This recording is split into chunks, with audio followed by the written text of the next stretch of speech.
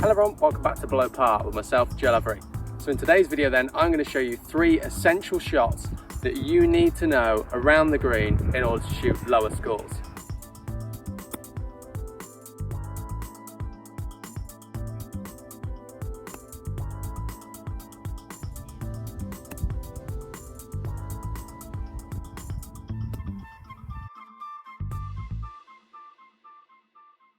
Okay, so shot number 1, a bunk shot. This is the first shot we're going to face. What you find now is a lot of golf courses have bunkers next to the green, and we've got to get used to hitting these shots. They're designed to catch out players that haven't practiced or haven't worked on their technique. However, with the right technique, this can be really easy for us to play.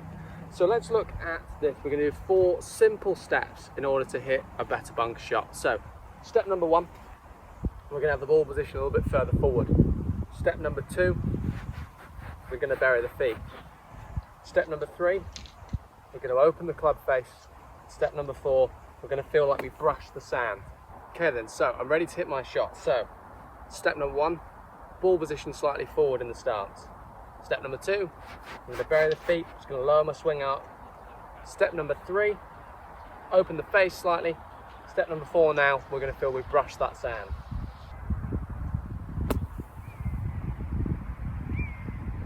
So, shot number 2 then, that you need to know around a green is the standard chip shot. This is a shot that is played all the time on the tour and should be played all the time on the golf course by ourselves. And there's a couple of little pointers we need to get in place in order to make sure this chip shot's successful.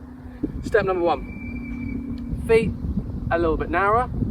Step number 2, club head in the middle of the stance rather than the ball. Step number 3, the handle sits on top of the club head. Step number 4 again, we're going to feel like we're just going to brush the floor.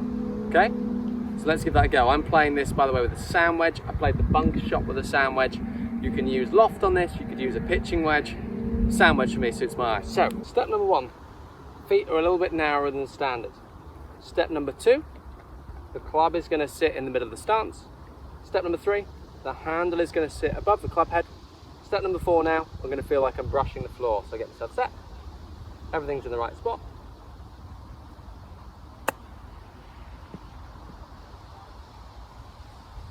And just a nice easy chip shot. The final shot then that everybody needs to know how to play around the green is the lower wedge shot, or as commonly known, the bump and run.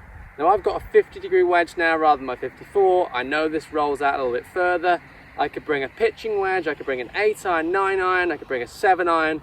Just note that the less loft you have, the less the ball is in the air and the further it rolls. It's really nice and easy to remember that way. So the way we're going to play this shot then, what we're going to find is, step 1, feet are nice and narrow again. Step 2, ball position is going to be a fraction back in the stance. Picture we don't want the loft now on the golf club, we're trying to get the ball to roll. So as a consequence, we want that club ever so slightly back in the stance. So then step number 3, we're going to have the handle ever so slightly ahead of the club head. And step number 4, we're going to hit the shot feeling like the handle stays marginally in front of the club head at impact. Personally, I really like the feel of maintaining the angle. I find a lot of time people start to add more angle. That's where your fats and thins come from. I'd like to feel that actually we just maintain the angle during the shot. Setting like so, maintaining that angle. Let's give that a try to the far pin. Step number 1 then, feet fractionally narrower. Step number 2, ball positions ever so slightly back. Step number 3, handle goes ever so slightly forward of the club head. Step number 4 now, I'm going to maintain that during this shot.